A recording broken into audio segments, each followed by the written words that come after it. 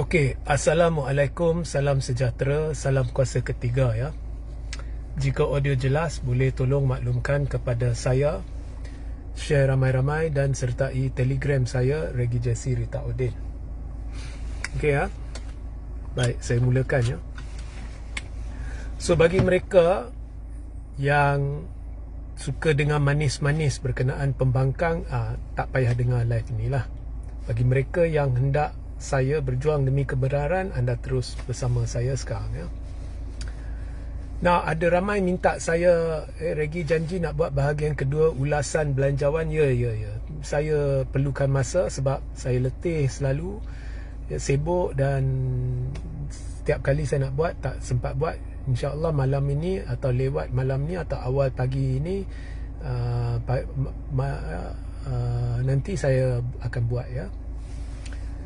So ini saya nak ulas beberapa kenyataan yang dikeluarkan oleh pemimpin pembangkang, khususnya dari PAS, berhubung dengan cadangan diadakan belanjawan bayangan atau shadow budget.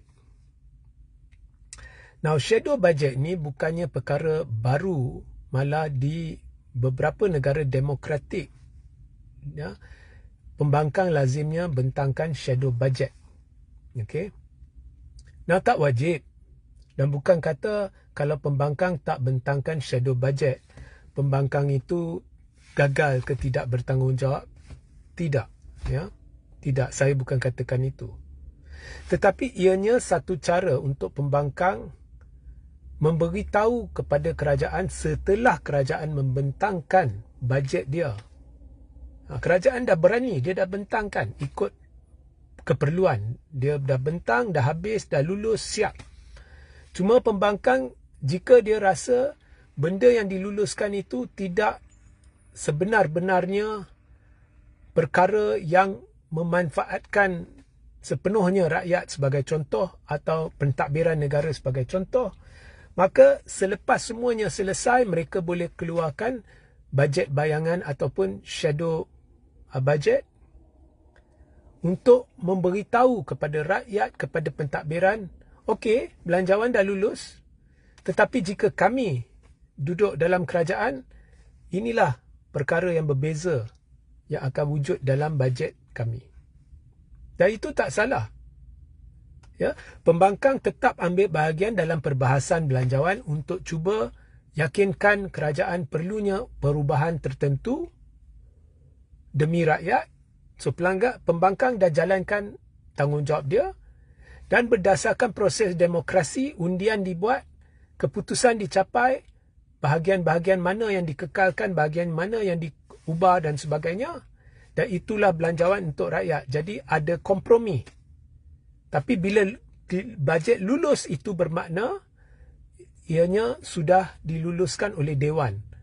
Undian adalah berdasarkan majoriti. Tetapi sekali dah lulus, itu adalah belanjawan mewakili semua ahli parlimen.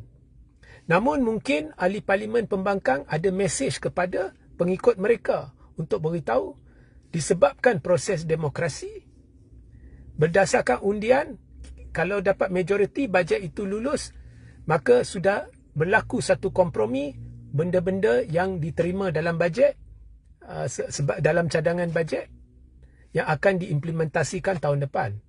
Tetapi itu adalah disebabkan proses demokrasi, undian majoriti. Kalau kami dalam kerajaan, inilah yang kami akan bentangkan untuk memberitahu kepada rakyat apa sebenarnya keadaan yang mereka mahu atau mereka akan buat jika mereka kerajaan. So ini tak salah.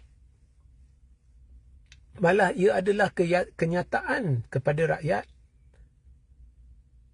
Prinsip-prinsip, dasar-dasar, pegangan-pegangan, pendirian-pendirian pembangkang berhubung pentadbiran negara, berhubung masalah-masalah berbangkit dan cara mereka akan selesaikan, baru rakyat tahu, oh inilah kemampuan pembangkang jika mereka menjadi kerajaan.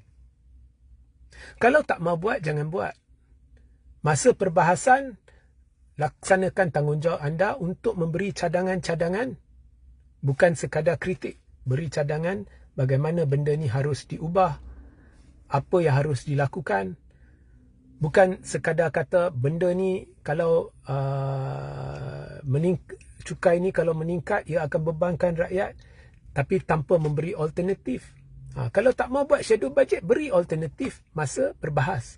Sepatutnya lakukan macam ini, macam itu. Ada setengah MP buat, tapi secara keseluruhannya nada pembangkang dilihat sekadar menyerang, sekadar mengkritik. Okay, anyway, pokoknya tak mau buat budget, shadow budget, jangan buatlah. Okay, alright. Now, Tuan Ibrahim telah membuat komen. Katanya parti pembangkang tidak perlu membentangkan bajet bayangan mereka. Demikian menurut Tuan Ibrahim.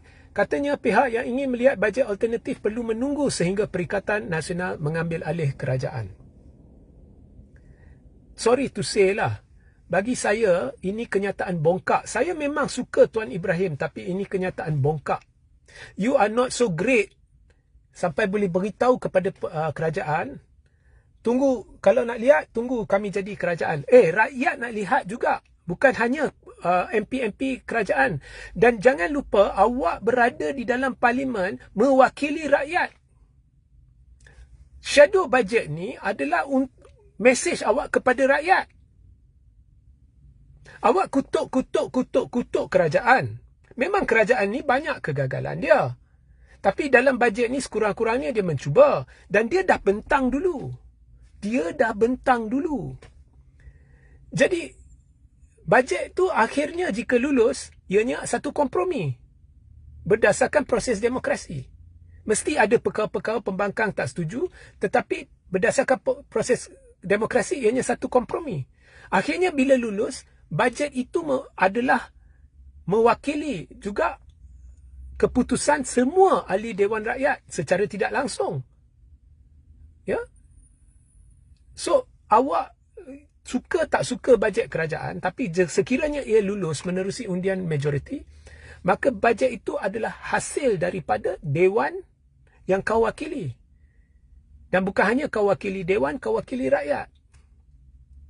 Rakyat di kawasan kamu. Jadi bajet itu secara tidak langsung juga awak bertanggungjawab terhadap bajet itu kepada rakyat di kawasan kamu.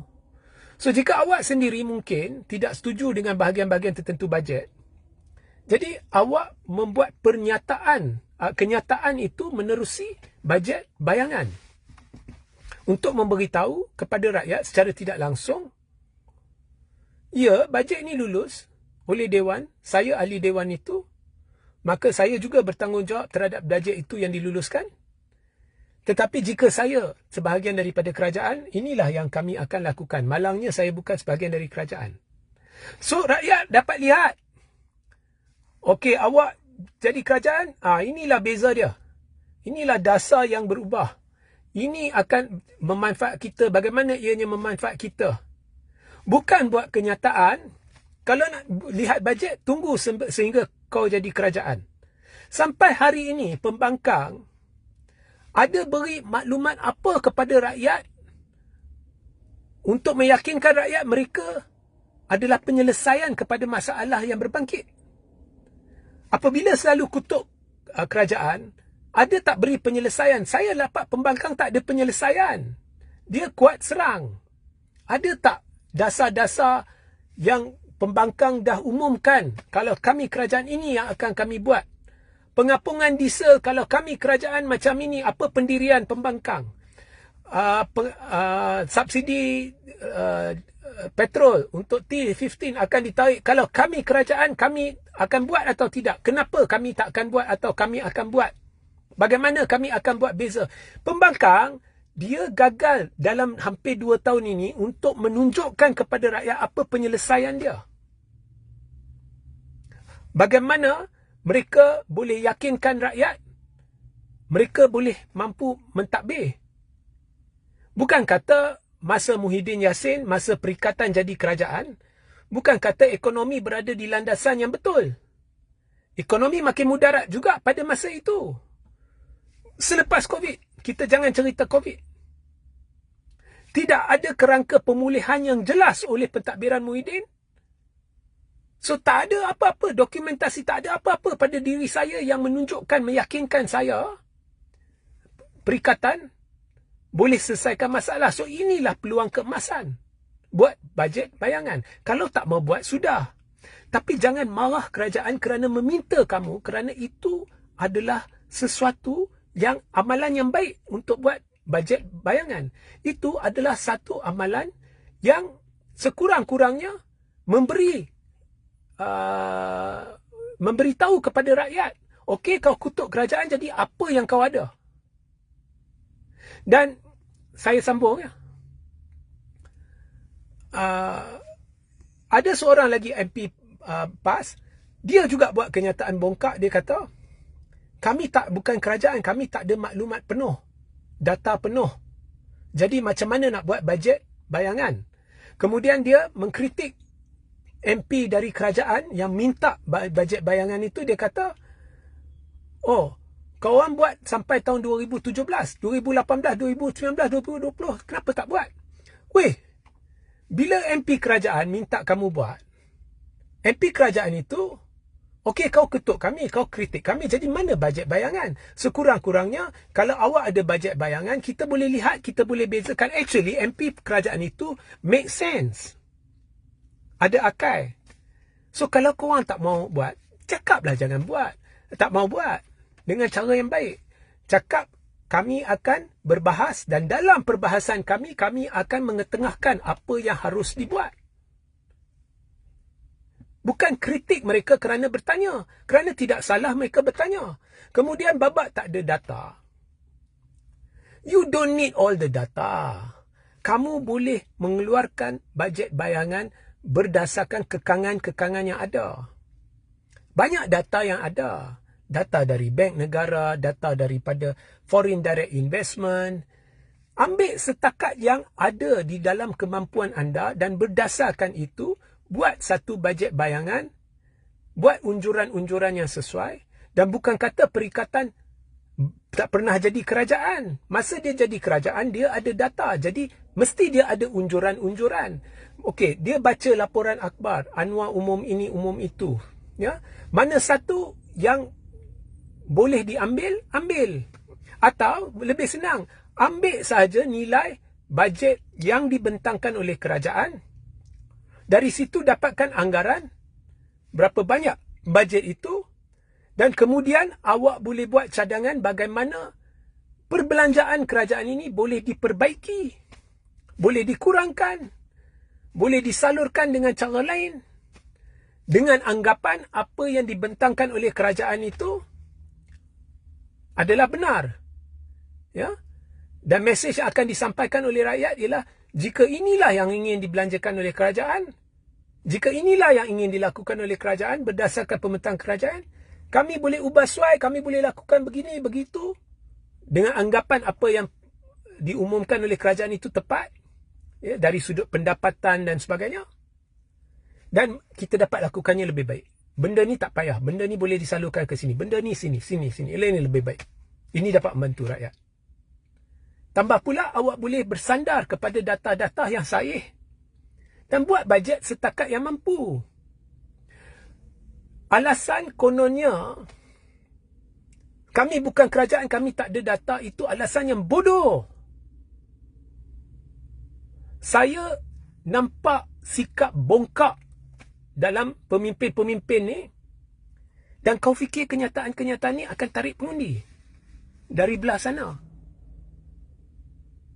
Okay, you got the Malays with you. What about the non-Malays? Awak fikir akan tarik? Awak fikir mereka akan teruja? Awak fikir kenyataan ini akan mengujar mereka untuk rasa, yes, these are the people who can take over the country. Next election, kita sokong mereka.